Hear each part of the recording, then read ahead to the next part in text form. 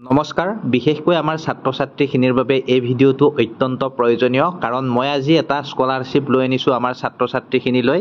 এনেকুৱা ধৰণৰ স্কলাৰশ্বিপৰ বিষয়ে আমাৰ অসমৰ ইউটিউবাৰবিলাকে নবনায় কাৰণ আমাৰ অসমৰ যিখিনি ইউটিউবাৰ সেইখিনিয়ে কেৱল আমাৰ যিটো মানে স্কলাৰশ্বিপ আছে ঈশানোদয় সেইখিনিতে লাগি থাকে কিন্তু এই যিটো স্কলাৰশ্বিপ এই স্কলাৰশ্বিপটো এবাৰ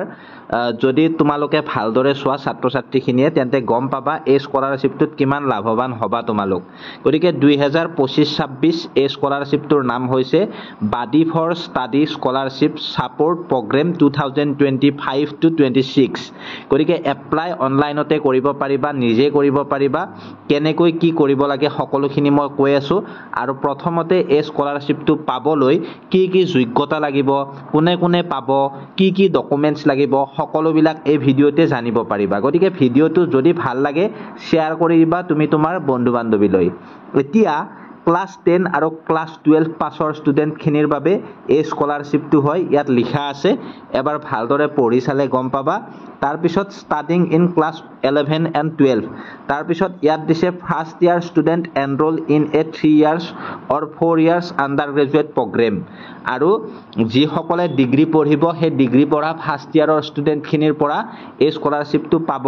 গতিকে আন্ডাৰগ্ৰেজুৱেট খিনিও পাব গতিকে চিন্তা কৰিব নালাগে ইয়াক লৈ কেনেকুৱাকে কি কৰিব লাগিব সকলোখিনি মই কৈ যাম এতিয়া মন দিবা এলিজিবিলিটিত চাবা তোমালোকে এলিজিবিলিটিত must have passed class 10 or class 12 or be currently studying in class 11 or 12 or be in the first year of a graduation program class 11 12 আৰু প্ৰথম বৰ্ষত ইউজিৰ যিখিনি ষ্টুডেণ্টে নাম ভৰ্তি কৰিব সেইখিনিয়ে পাব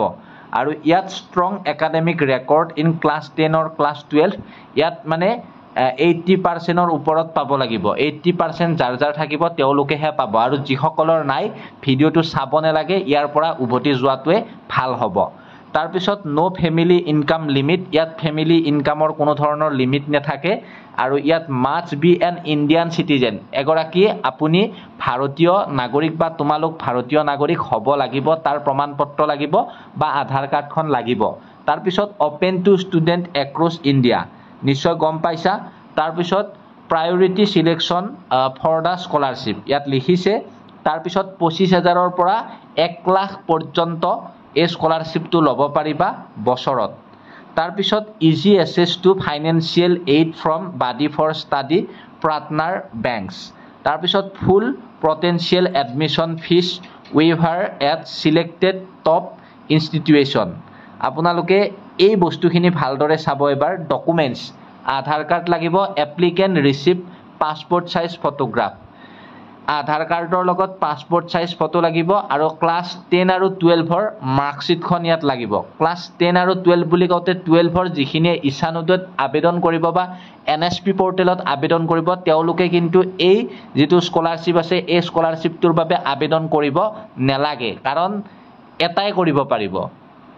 নেক্সট ইয়াত কেনেকৈ এপ্লাই কৰিব লাগে লিখা আছে মই আৰু ইমানখিনি পঢ়ি নিদিও ভিডিঅ'টো বহুত দীঘলীয়া হৈ যাব আৰু ইয়াৰ ডেডলাইনটো ইয়াত দিয়া আছে ধুনিয়াকৈ চালে গম পোৱা যাব ইয়াত ডেডলাইনটো সাইডত দিয়া আছে তোমালোকে চালে গম পাবা মই পাইছিলো অলপ আগতে ইয়াৰ ডেডলাইনটো 30 জুন আৰু এমাহ আছে হাতত এইটো যদি কৰে কোনোবাই কৰিব পাৰে এপ্লাই ইয়াত দেখিছে এপ্লাই নাওত তোমালোকে ক্লিক কৰিবা ক্লিক কৰি ইয়াত সাইন ইন